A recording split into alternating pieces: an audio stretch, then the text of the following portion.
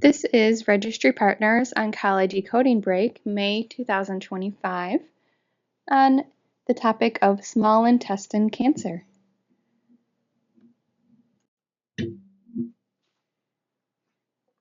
Small intestine cancer, or small bowel cancer, is one of the rarest types. The patient may get multiple procedures and tests to obtain this diagnosis.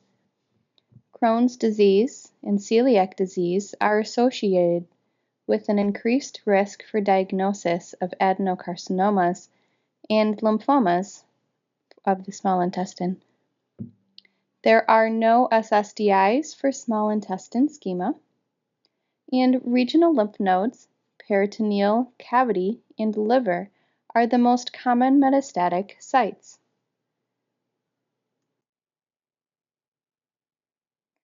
There are three main sections I'd like to go over.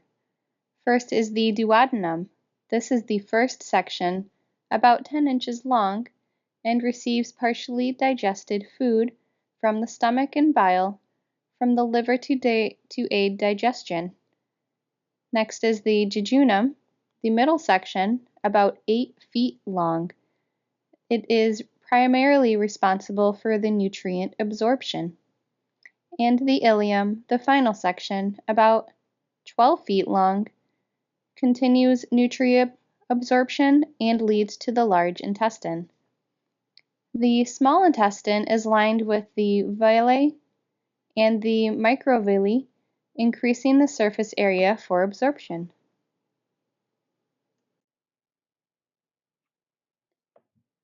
Some small intestine histologies can include the carcinoid tumors with the mixed neuroendocrine and non-neuroendocrine neoplasm, the neuroendocrine carcinoma and the neuroendocrine tumor, the adenocarcinoma, the sarcomas, including the gastrointestinal tumor, the lymphomas, intestinal type adenoma high grade, and serrated dysplasia high grade.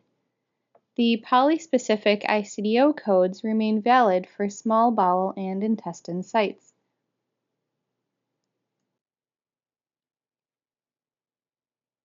Here is a staging chart that documents the different sites to go along with the histologies and what AJCC chapter.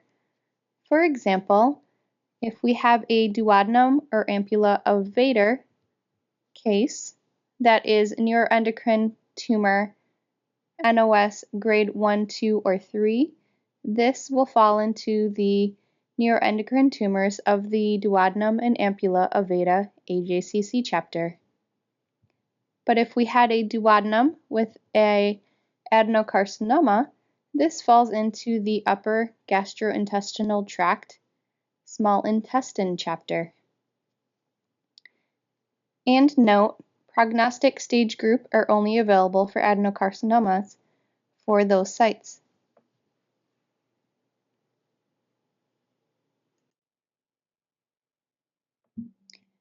And I wanted to present a case example. It's pretty detailed, but I thought it would be a good one to go over. We are working on rare cases, and this is a difficult case for a rare site. First, we have a procedure of a right hemicolectomy, right oophorectomy, hysterectomy, and left salpingo-oophorectomy, omentectomy, and small bowel resection. The path report showed a terminal ileum as the tumor site, and the histology is mucinous adenocarcinoma, greater than 50% mucinous. The grade showed grade 2 to 3, moderately differentiated to poorly differentiated. The tumor size was 10.5 centimeters. The extent perforates visceral peritoneum. The macroscopic tumor perforation was not identified, however, the lymphovascular invasion was present. The margin status for invasive carcinoma is all margins were negative for invasive carcinoma. The closest margin to the invasive carcinoma was mesenteric vascular margin. and the distance from invasive carcinoma to the closest margin was 2.7 centimeters.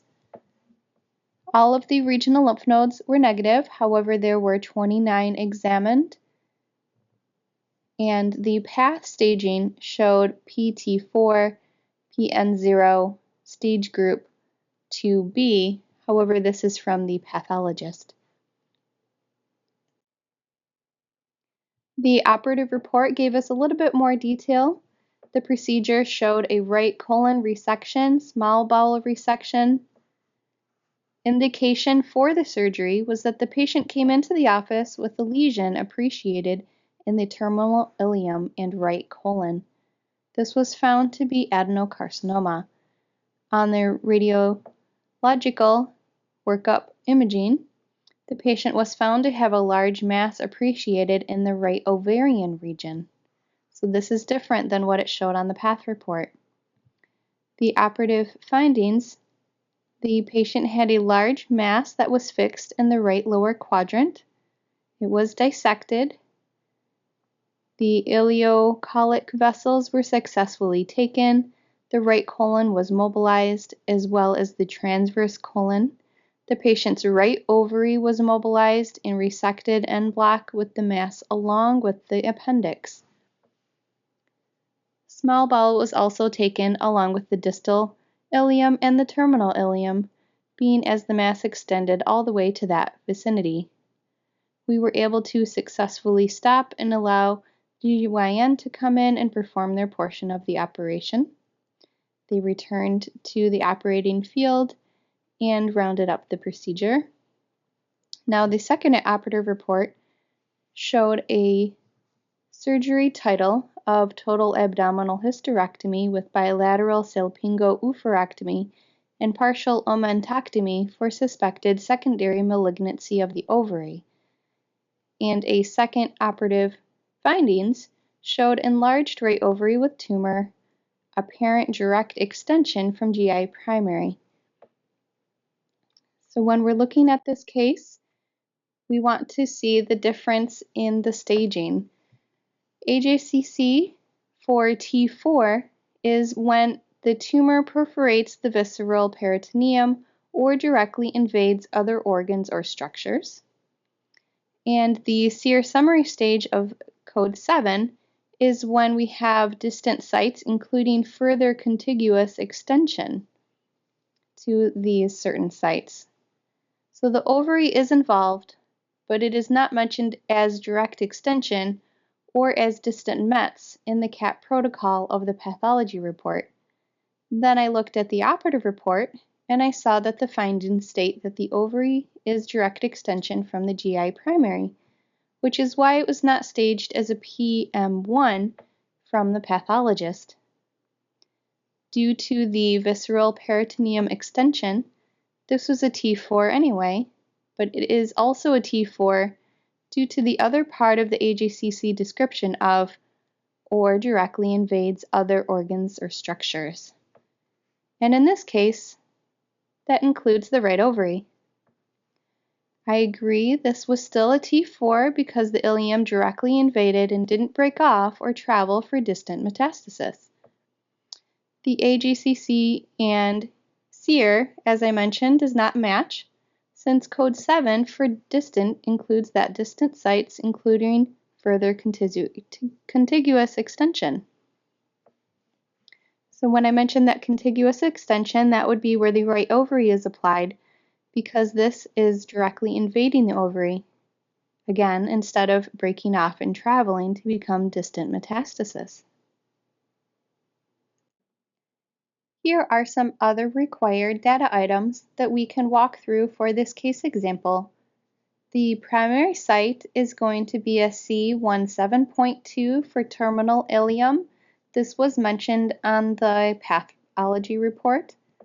The histology is going to be 8480/3 mucinous adenocarcinoma based on the solid tumor rules, other site module, rule H12, having us collect the single histology based on the table for terminal ileum, and mucinous adenocarcinoma is in the subtypes section. Grade pathological is code 3. The path report showed grade 2 to 3, moderately differentiated to poorly differentiated on the surgical path report.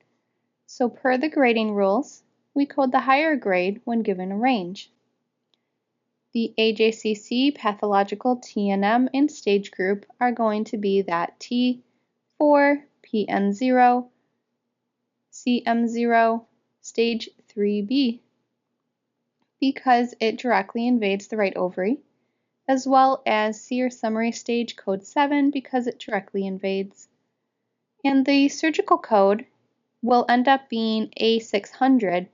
We're picking the other sites module in the store manual because of the terminal ileum, and it becomes a radical surgery with resection and other organs.